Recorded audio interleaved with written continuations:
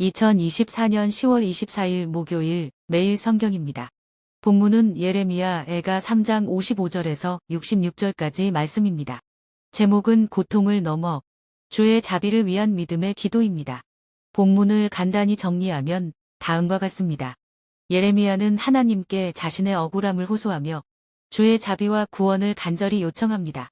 그는 고난 속에서도 하나님께서 자신의 기도를 들으시고 원수들에게 공의로 갚아주실 것을 신뢰하며 기도합니다.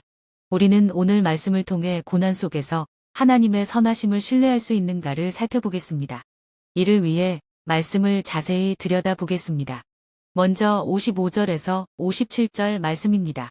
절망 속에서 기도를 들으시고 구원하시는 하나님을 신뢰합니다.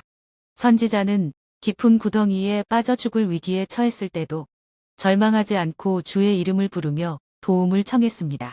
그는 과거에 하나님이 자신을 구원해 주셨던 경험을 떠올리며 이전에 그렇게 하신 것처럼 다시 구원해 주실 것을 확신합니다. 선지자는 현재도 여전히 고통 속에 있지만 하나님께서 자신의 기도를 들으시고 응답하실 것을 굳게 믿고 있습니다. 다음은 58절에서 60절 말씀입니다. 억울함을 아시는 하나님께서 원통함을 풀어달라고 간청합니다.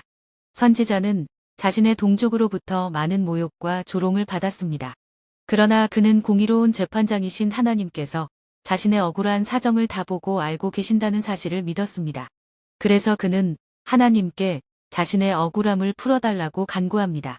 마찬가지로 우리가 불의하고 부조리한 상황 때문에 억울함을 겪을 때 공의로우신 하나님께 호소하면 반드시 우리의 억울함을 풀어주실 것입니다. 마지막으로 61절에서 66절 말씀입니다. 하나님께서 악한 자들이 행한 대로 반드시 갚아주실 것을 확신합니다. 선지자는 믿음으로 대적자들을 향한 공의로운 심판을 하나님께 간구합니다. 개인적인 복수를 원하지 않고 하나님의 정의와 공평을 이루어지기를 간구합니다. 유다 백성이 하나님의 공의로 심판을 받은 것처럼 유다를 억압하고 괴롭힌 원수들에게도 하나님께서 공의로 심판해 주시기를 바라는 것입니다. 말씀을 맺습니다.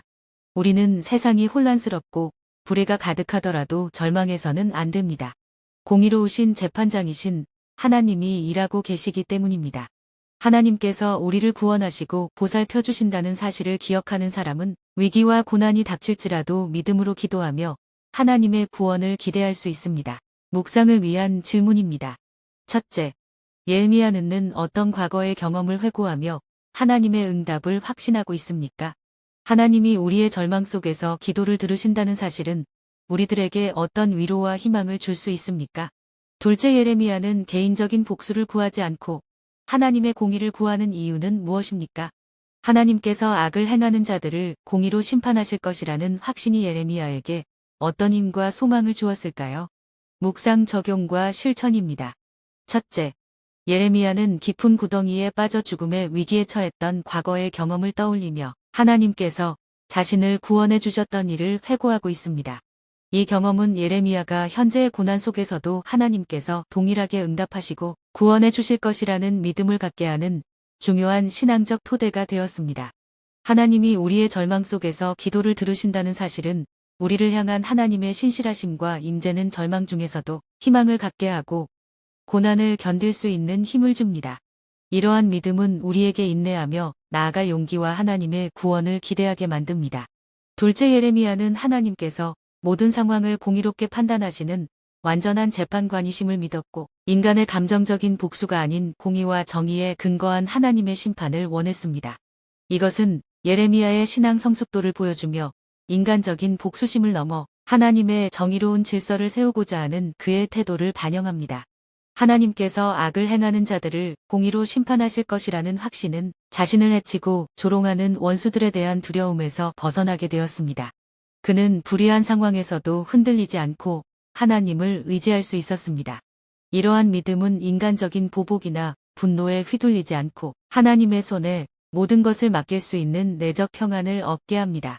예레미야의 이러한 태도는 우리에게도 불의한 상황에서 직접 보복하려는 마음을 이겨내고 하나님의 공의를 신뢰하며 기다리게 하며 우리를 진정한 평안과 소망으로 이끌어줍니다. 기도드립니다. 하나님 아버지, 우리의 고난과 절망 속에서도 주님께서 우리의 기도를 들으시고 응답해 주심을 믿습니다. 우리를 억울하게 만드는 상황과 사람들 앞에서도 분노하지 않고 하나님의 공의와 정의를 신뢰하게 하소서. 세상이 혼란스럽고 불의가 가득할 때에도 절망하지 않게 하시고 주님께서 여전히 일하고 계심을 기억하게 하소서. 위기와 고난 속에서도 믿음으로 기도하며 주님의 구원을 소망하는 자들이 되게 하소서. 예수님의 이름으로 기도드립니다. 아멘.